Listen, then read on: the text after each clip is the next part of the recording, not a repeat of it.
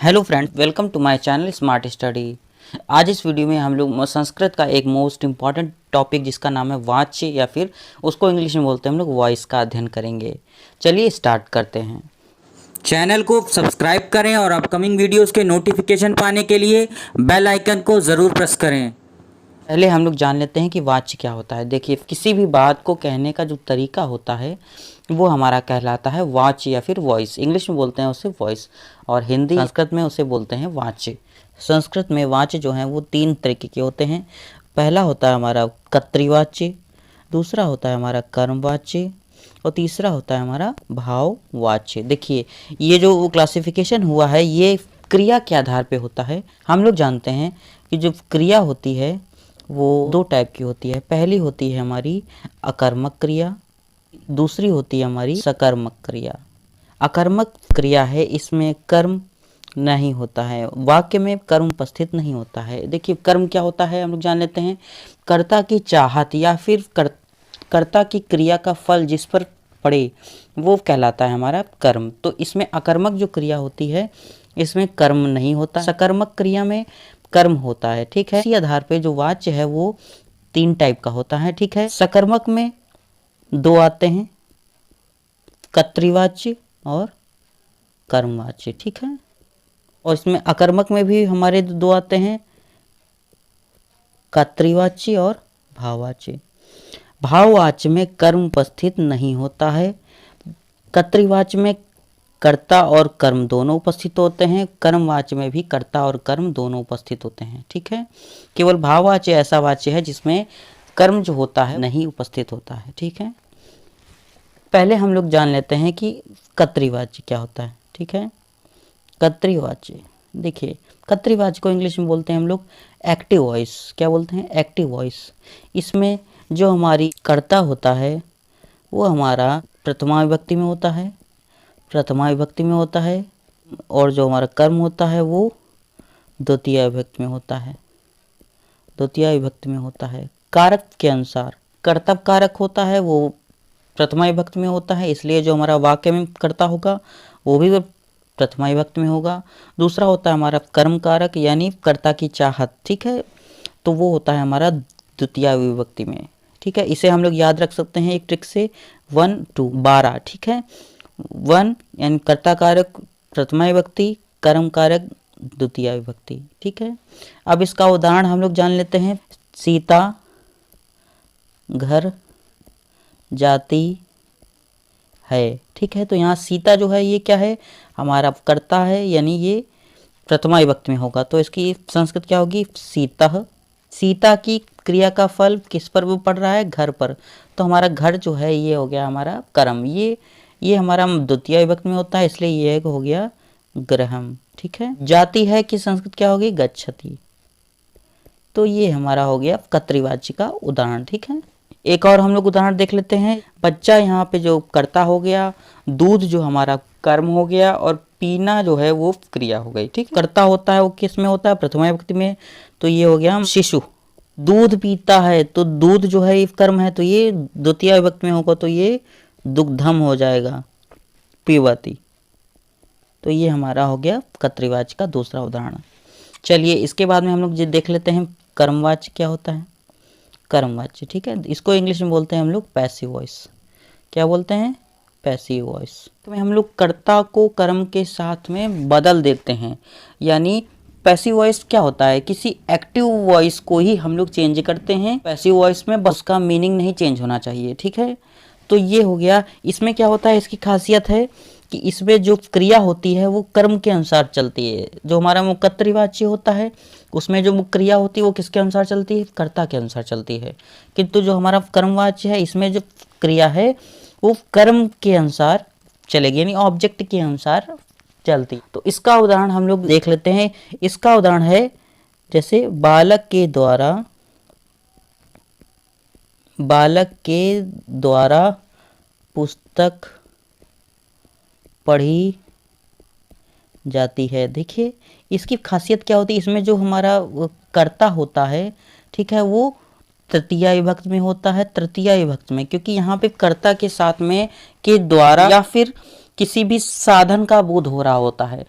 कारक के अनुसार जो हमारा करण कारक है वो उसमें प्रयुक्त होता है, इसीलिए कर्ता के साथ में इसमें तृतीया विभक्ति लगती है और जो हमारा कर्म होता है वो हमारा प्रथमा विभक्ति में होता है। ठीक है, एक ट्रिक से याद रख सकते हैं 31, यानी कर्ता जो है वो किसमें होगा, तृतीया विभक्ति में, कर्म होगा वो किसमें होगा, प्रथमा विभक्ति में। ठीक है, बालक के द्वारा पुस्तक पढ़ी जाती है, तो बालक को यहाँ पर एक साधन की तरह देखा जा रहा है, तो यहाँ पे बालक के साथ में तृतीया विभक्ति होगी, तो संस्कृत क्या होगी, बालकेन, यानी बालक के द्वारा।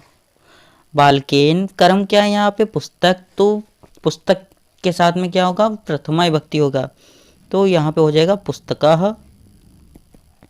अब यहाँ पे पढ़ी जाती है तो इसकी संस्कृत हो जाएगी पठ्यते।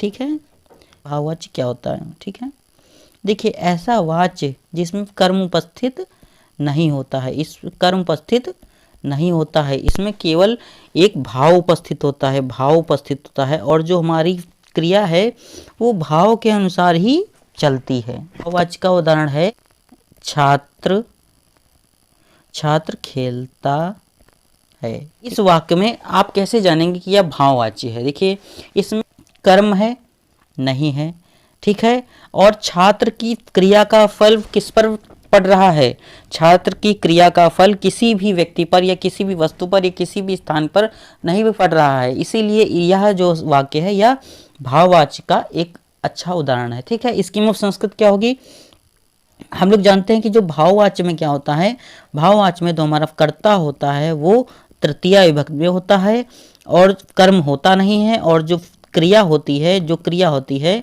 ये हमेशा प्रथम पुरुष एक वचन होती है, प्रथम पुरुष एक वचन होती है। ठीक है,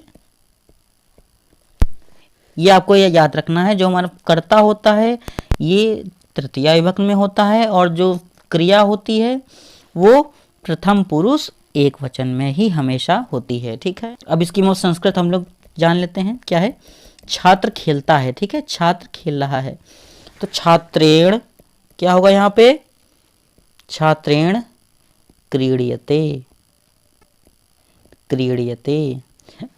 ये जो लास्ट में इसकी जो क्रिया की में जो चेंज हुआ है ये भी हम आगे आप लोगों को बताएंगे। ठीक है, इसका एक और उदाहरण हम लोग देख लेते हैं, मोर नाचता है। ठीक है, देखिए यहाँ पे केवल एक चीज आप ध्यान रखेंगे कि केवल कर्ता है और क्रिया है, कर्म नहीं है, और कर्ता की क्रिया का फल किसी पर भी नहीं पड़ना चाहिए। ठीक है, मोर नाचता है तो इसकी संस्कृत क्या होगी, मयूरेह, मयूरेह, ये तृतीया विभक्ति में हो गया, और नाचता है कि क्या होगी, नृत्यते, तो ये हो गया हमारा भाववाच्य का एक अच्छा उदाहरण। ठीक है, अब इसके बाद में हम लोग जान लेते हैं कि कैसे हम लोग कर्तृवाच्य को कर्मवाच्य में या फिर कर्मवाच्य को कर्तृवाच्य में चेंज करेंगे, या फिर कर्तृवाच्य को हम लोग भाववाच्य में कैसे चेंज करेंगे। इसी कर्तृवाच्य में किसी भी शब्द में जो हमारी री की मात्रा है ये लगी होती है, तो यह जो है ये इस री की मात्रा में चेंज हो जाता है। जैसे कि उदाहरण के तौर पे अगर ये प्रा है तो यहाँ पे हो जाएगा प्री।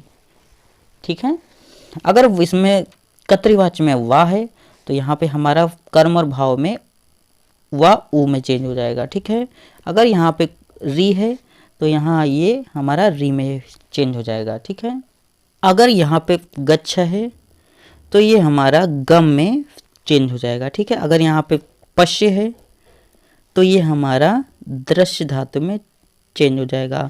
अगर कहीं पे खाद शब्द है धातु का तो यहाँ पे खाद्य में चेंज हो जाएगा। ठीक है, कर्तृवाच्य की जो क्रिया होती है उसे अगर हम लोग कर्मवाच्य या फिर भाववाच्य में चेंज करते हैं तो उसमें लास्ट में यते शब्द हम लोग जोड़ देते हैं, ऐड होता है, और उसका जो या है वो शेष रह जाता है, और जो ये ते लगा है ये हमारा आत्मनेपद पद की धातु है। ठीक है, इसलिए यह से यते लग जाएगा। आपको केवल इतना याद रखना है कि कर्म या भाववाच्य में क्रिया के लास्ट में यते शब्द अवश्य आएगा या फिर केवल या शब्द अवश्य आएगा। ठीक है, कहीं भी लास्ट में अकार शब्द है यानी लास्ट में उसके आ है, उसमें यदि हम या और ता जोड़ेंगे तो वो चेंज हो जाएगा हमारा ईयते में यानी ईकारांत में वो हमारा चेंज हो जाएगा। यानी कर्मवाच्य और भाववाच्य की धातु में हम लास्ट में ईयते शब्द जोड़ देंगे। ठीक है, तो ये हो गए हमारे अरेंजमेंट। चलिए हम लोग कुछ कन्वर्जन देख लेते हैं। ठीक है, पहला हमारा जो वाक्य है वो है अध्यापकः पाठम पठति। ठीक है, हम कैसे जानेंगे कि यह वाक्य किस वाच्य में है। देखिए पहले रहता है वो में विसर्ग लगा है, इसका मतलब यह प्रथमा विभक्ति एक वचन में है। और जो हमारा कर्म है यानी पाठ जो है वो द्वितीय विभक्ति में है, तो ये किस वाच्य में हो गया, ये हमारा हो गया कर्तृवाच्य में। ठीक है, अब इसको हम लोग कर्मवाच्य में चेंज करेंगे। तो जो कर्ता है उसमें क्या होता है, कर्मवाच्य में हमारा रूल होता है ये, तो कर्मवाच्य में क्या होगा, ये होगा हमारा अध्यापकेन। ठीक है, तो ये हो गया अध्यापक के द्वारा पाठ को, तो यहाँ पे पाठ क्या लगेगा, प्रथमा, तो पाठा। अब यहाँ पे हो गया, हमने बताया था पठ धातु है और लास्ट में हम लोग क्या लगाते हैं, यते, तो हो गया पठयते। ये हमारा हो गया कर्मवाच्य में। ठीक है, एक उदाहरण और हम लोग अब देख लेते हैं। सेना युद्धम जयति, यानी सेना युद्ध जीत जाती है। और सेना है प्रथम पुरुष एक वचन में प्रथमा विभक्ति में है। युद्धम युद्ध में, युद्ध है ये हमारा कर्म है, ये द्वितीय विभक्ति में है, तो इसको हम लोग कर्मवाच्य में चेंज करेंगे। क्या रूल होता है, 31, तो कैसे लगाएंगे, सेनया। सेनया ये हो गया हमारा तृतीय विभक्ति, युद्धा प्रथमा विभक्ति और जीयते कर्मवाच्य। त्रिवाच्य को भाव में कैसे कन्वर्ट किया जाता है, हम पठामी, इसको हम लोग भाववाच्य में जब कन्वर्ट करेंगे तो हम लोग जानते हैं जो कर्ता होता है वो तृतीय विभक्ति में होता है, तो यहाँ हो जाएगा मया। और पठ धातु है, अभी हमने बताया था, तो ये हो जाएगा पठयते।